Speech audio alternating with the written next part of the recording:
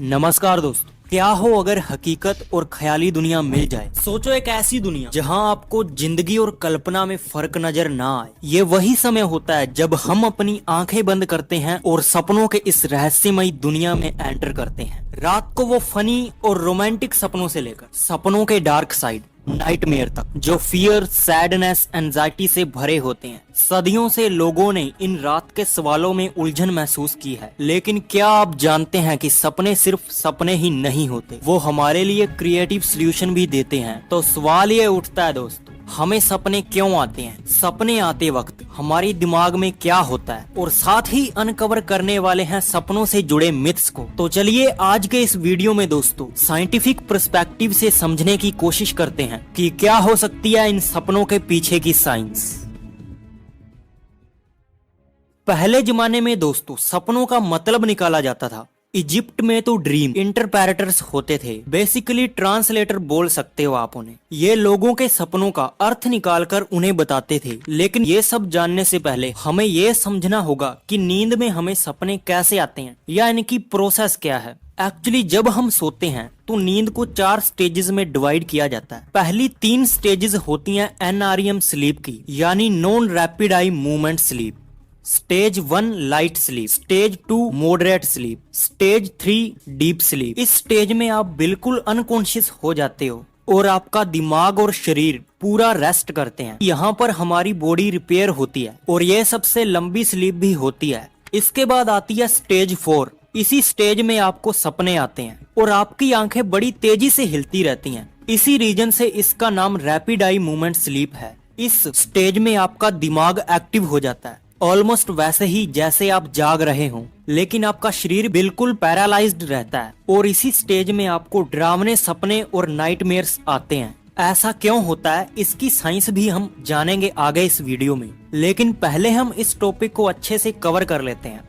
करीब 4 से 7 घंटे आप NREM स्लीप में गुजारते हो और 1.5 से 2 घंटे आप रैम स्लीप में। स्लीप साइकिल में ये स्टेजेस रिपीट होती रहती हैं और एक पूरा साइकिल लगभग 90 मिनट का होता है। इसलिए अगर आप रात में कई बार जागते हो तो आप स्लीप साइकिल को डिस्टर्ब कर सकते हो और फिर से आपको यही प्रोसेस पूरा करना होता है और फिर कहीं आपको दूसरा सपना आएगा।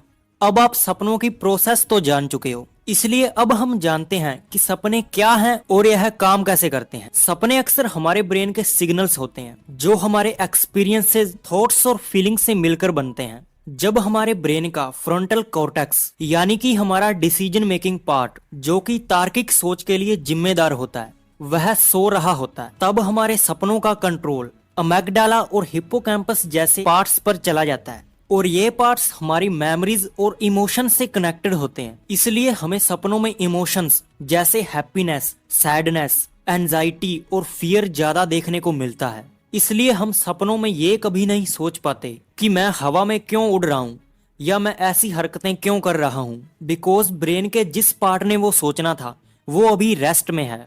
अर्ली 90s में सिगमंड फ्रॉइड ने सुजेस्ट किया कि ड्रीम्स हमारी सबकॉन्शियस विशेज को पूरा करने के लिए होते हैं। जैसे आपकी एक करोड़पति बनने की चाहत है और वो रियल लाइफ में पूरी नहीं हो सकती, वो आपके ड्रीम्स पूरी कर देते हैं। लेकिन सपने तो हमें कई तरह के आते हैं। कभी हमें कहीं से गिरने का सपना आता है, कई बार मरने का और कई बार एक नाइटमेयर। ये हमारी विशेष तो नहीं हो सकती। ऐसे में दोस्तों और थ्योरीज निकल कर आई, जैसे कि थ्रेट सिमुलेशन थ्योरी। इस थ्योरी के अनुसार ड्रीम्स हमें संभावित खतरे से डील करने के लिए आते हैं, जैसे किसी जानवर से भागना या आग से बचना। बेसिकली ये थ्योरी कहती है कि ड्रीम्स हमें एवोल्यूशन के चलते मिले हैं, जैसे कि पुराने समय में हमारे एंसेस्टर्स को किसी जानवर से लड़ते हुए या आग से भागते हुए इस तरह के ड्रीम्स आते थे, जिससे उनकी प्रैक्टिस हो जाती थी सपने में ही। अगली थ्योरी बड़ी ही मजेदार है दोस्तों। ये थ्योरी कहती है कि सपने हमें इसलिए आते हैं ताकि हमारी प्रॉब्लम सॉल्व हो सके। सुनने में आपको बड़ा ही शॉकिंग लगेगा दोस्तों। दुनिया के महान मैथमेटिशियन श्रीनिवास रामानुजन ने कई मैथमेटिकल फॉर्मूलाज को जन्म दिया, जिन्हें हम आज भी यूज करते हैं। पूछने पर उन्होंने बताया कि उन्हें ये आइडियाज उनके सपनों से मिले हैं। 1905 में ग्रेट साइंटिस्ट एल्बर्ट आइंस्टाइन ने बताया कि उन्हें थ्योरी ऑफ रिलेटिविटी की इंस्पिरेशन अपने एक सपने से मिली, और 1913 में नील्स बोर्न को अपने एक सपने में एटम का स्ट्रक्चर पता चल गया था। बेसिकली सपने आपको एक सोल्यूशन देते हैं, बस दिक्कत ये है कि हम इसे समझ नहीं पाते। लेकिन अब आप गूगल पर सर्च मत करने लग जाना कि मेरे सपने का मतलब क्या है, क्योंकि यहाँ आपको बड़े ही घटिया किस्म के आंसर मिलेंगे। इसे आप खुद ही समझें तो बेहतर है। क्या आपके सपने आपको सोल्यूशन देते हैं? कमेंट में जरूर बताएं। दोस्तों, सपने कोई वर्ड्स या कोई भाषा में नहीं होते, ये सिर्फ इमोशंस, एक्सपीरियंस और पिक्चर्स के जरिए हम तक पहुंचते हैं। देखा जाए तो डर भी एक इमोशन है, और कई लोग कहते हैं कि हमें डरावने सपने आते हैं। दोस्तों, रिसर्च से पता चला है कि डरावने सपने उन लोगों में ज्यादा देखने को मिलते हैं जिनकी लाइफ में बहुत सारी प्रॉब्लम्स हैं। उनमें स्ट्रेस और एंजाइटी जैसे घर या स्कूल की कोई समस्या, अपने सोने के शेड्यूल में बदलाव या कोई बीमारी का होना, ये सब बुरे सपनों का कारण बनते हैं। लेकिन ये डरावने सपने तो बड़ी छोटी सी बात है दोस्तों।